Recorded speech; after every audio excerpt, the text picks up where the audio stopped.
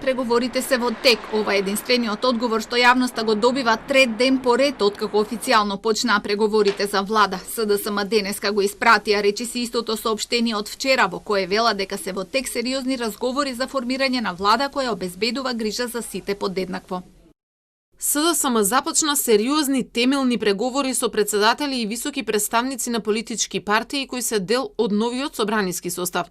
Разговараме исклучиво за формирање на влада која се грижи за сите граѓани подеднакво, ослободени од какви било етнички предрасуди или каков било национализам.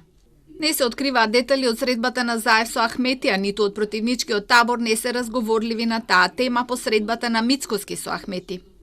Не би можел да навлагам во детали, бидејќи процесите на преговори се уште траат, за да не им наштетиме на процесите. Во однос на идните средби кои што треба да се закажуваат, односно ќе се остваруваат, би оставил на времето да почекаме.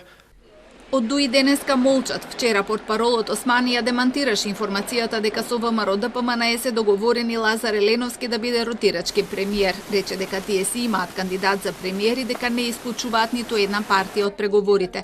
Средбата на Ахмети со Заев според него била конструктивна и надежна, но не и одлучувачка за успешен епилог. Најмногу се разговарало за враќање на изгубената доверба за време на изборната кампања, по која и двајцата си упатуваа остри пораки еден на друг. Најави можно решение кое според него би било оптимално и за граѓаните и за државата. Алијанса за албанците и алтернатива по кусите средби со лидерите на македонските партии ги ставија преговорите на почек до исходот од преговорите на ДУИ.